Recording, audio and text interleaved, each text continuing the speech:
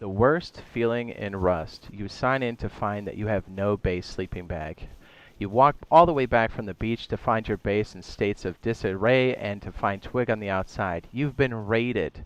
And even worse, you've been offline raided after you spent the entire day prior getting the base all set up, situated just the way you like it, to find that you sign in after a good night's sleep that your base has been raided. So what do you do? Is it worth it? How do you recover? I'm just a solo trying to survive in a Zerg world. What do you do? This is our step-by-step guide on how we raid recover after every raid. And I hope that this will help anybody, whether you're a big, small group, playing as a solo, you name it. So this is very much real. I signed into this exact scenario. This will be very off the cuff. I do know a little bit about the base, but I'll show you exactly how we do this. So I did walk through, but I'm going to show you the step-by-step. So I literally signed in, had no sleeping bags, literally no green sleeping bags. These are all brand new. My base is right here by the arrow tip. I had nothing. I didn't even have any area sleeping bags, which I usually do. So I spawned way up here. I just started to walk back. I looted a couple places, recycled here, got as much cloth and recycled as much as I could, placed down my first sleeping bag, started to walk down the beach. As I got more cloth, I started to place more. So just in case I got clapped, I could come back, placed a couple area sleeping bags, and walked up to the base just to find this. I noticed that we have this door. This door is not ours. Let me just try to type it in. I'm pretty sure it's not. So clearly they replaced that one. Ow. And I see that there was Twig on the outside. So the first thing I do is I kind of look for any decay. I don't see any. So that's a good sign. And that's another good reason why you always want to lock, and I mean lock. Oh, wow, they really didn't know what was going on. You always want to lock your TC because it gives you another 24 hours. And because I don't see any decay, it's been roughly about 24. So in between that time is when we got raided for sure. And it gave us a little bit more upkeep. And that's why you want to lock the TC, because when you destroy it, it takes the last 24 hours. I'm sorry, not the last. It takes the next 24 hours and puts it towards upkeep, even though there's no TC. So that's another great reason to lock your TC. Don't leave them unlocked. And it makes it much easier. So I jumped across here. These we put here for decoy, but that was not. And we came up here. This door is ours, so that's a good point. So clearly we can see the TC was down here. That's the point of entry, clearly. And it looks like they exited here, and that's the door they replaced. So when you look at this, you start to look through the bags and go, man, we don't have much, right? But there's something here, and even if there is nothing, here's the thing. The base is worth something.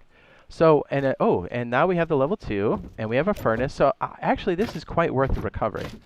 And if anything, if you know this is a very aggressive group, one of the things I really like to do is I will just rebuild the base, aggro that same group that attacked me, if that's your problem, and let them think you live there. Let them spend another round of sulfur to come raid a base that's got nothing in it.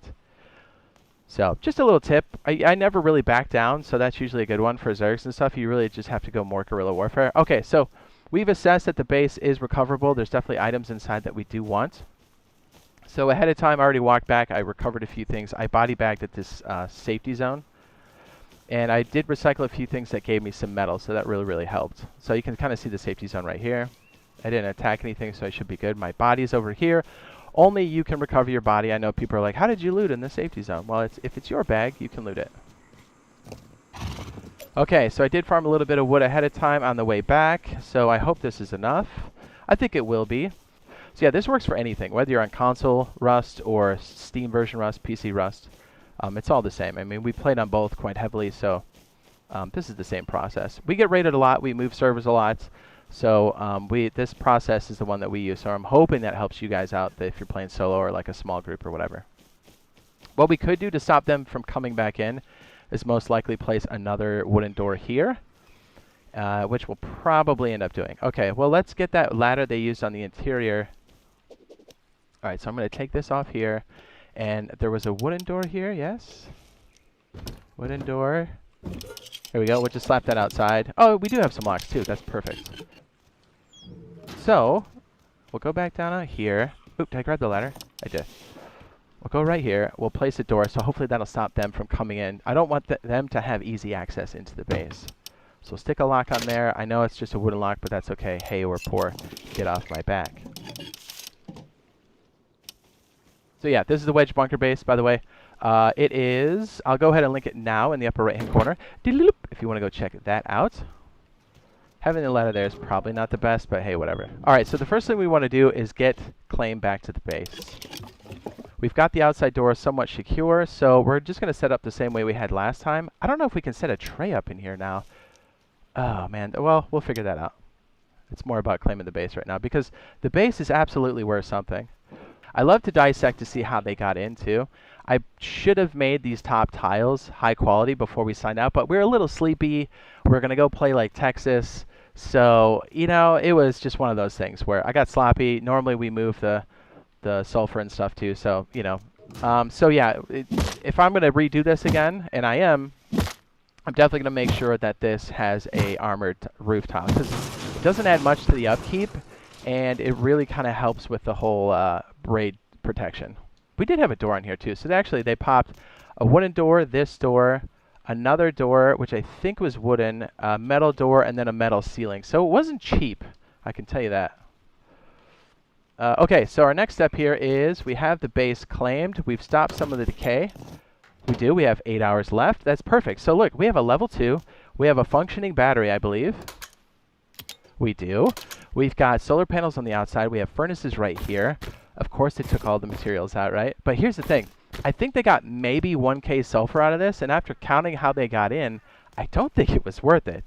And more to the point, if they come back, this is going to be even beefier than it was prior. So my next big step here is to go over here and make sure that this door is ours. So our best bet is probably to go get a horse and a jackhammer and knock this thing out. We've got a bunch of, workbenches down there we can work from.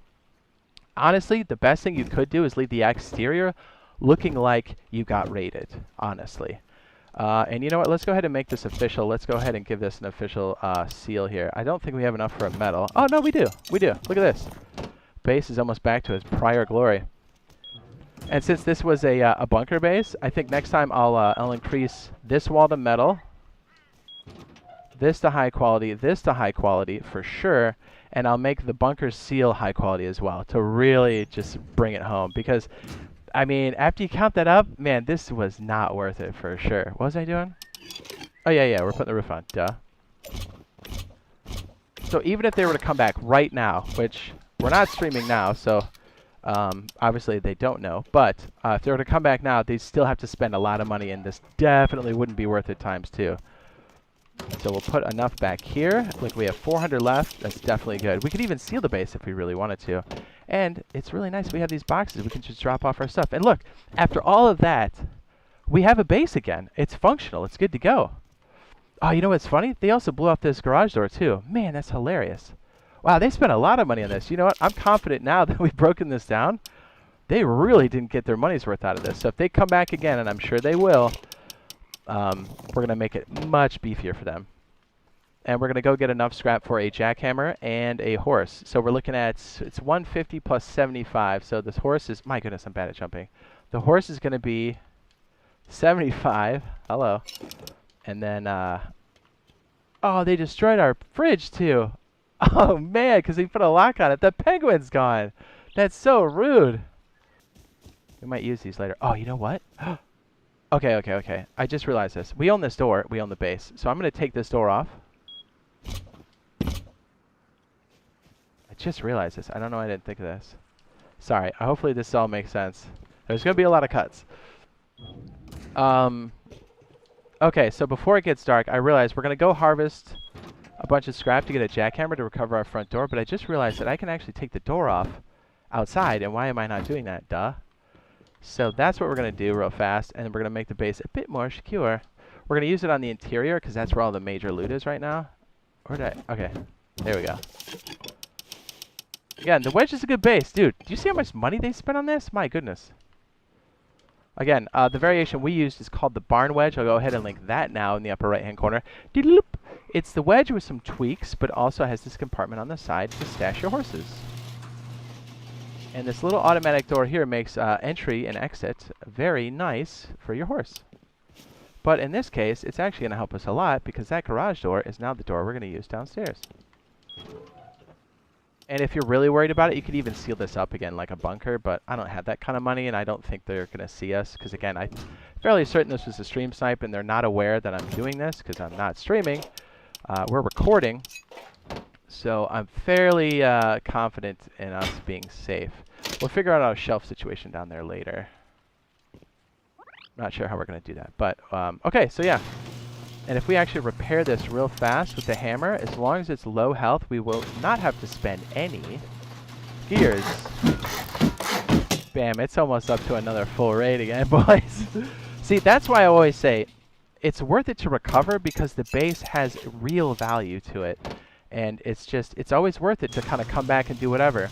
Even if you're not going to live in it, it's worth it to just put up the front that you live there and let them freak out and try to raid you again. If anything, leave the base looking like it got raided. It's the best camouflage you could possibly have. I mean, who wants to raid a base that's already been raided? Nobody.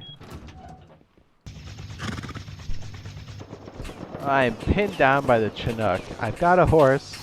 I hope the horse doesn't get impaled by this.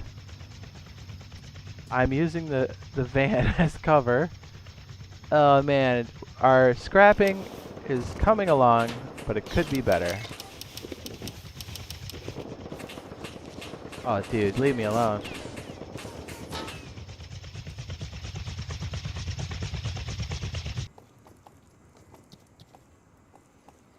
After scrapping for a little bit, I've got some components. I went over here to the outpost and I got myself 150 scrap.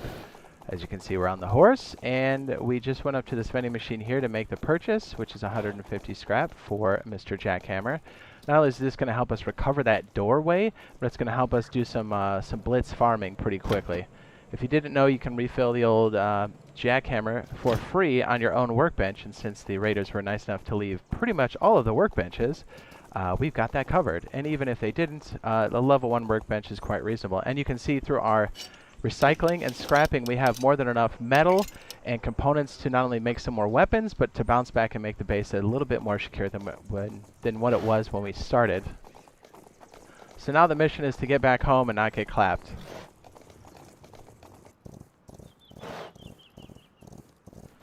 Okay, so knock on wood, we have everything we need. I might just store the horse in the back here. Someone might steal it, but we've got the horse, we have the jackhammer, we have everything we need. Hopefully he sits still here. To get our door back, so we can use our entrance like normal people.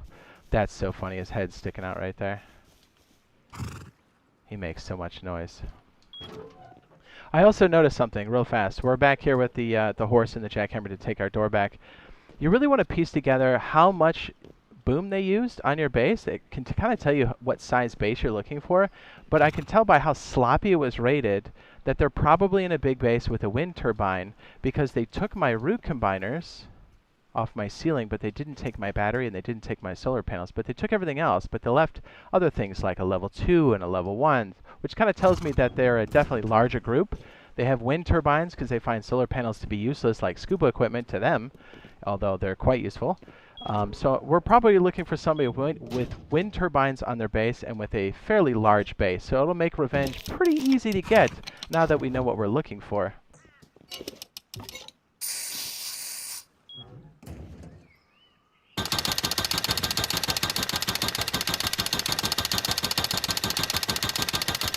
Boom. There we go. All the doors are now ours. Let's just replace that real fast. And it's like it never happened. So you can take off the twig on the outside and maybe even the ladder. I would kind of leave that there maybe. Maybe stick the ladder under the twig just so people can't really like climb up. But that way it looks like you got raided. That's the best way to leave your base. So the raiders who raided you will think that they've won, and it gives you a chance to bounce back. Now, if you're really concerned about them coming back, honestly, make another small base and just fortify it. Honestly, these 1x2 configurations, these wedges, you can really fortify the outer shell. It's very cheap. You don't have to go big. If anything, big is a giant target. Spread out the loot if you're really worried about it. Make sure that your sulfurs may be buried somewhere at the end when you're done with your session, when you're done with your, when you sign out. If you're really worried about it, don't keep an abundance of sulfur on the base. Make sure it's spread out between 2 bases or at least in stashes.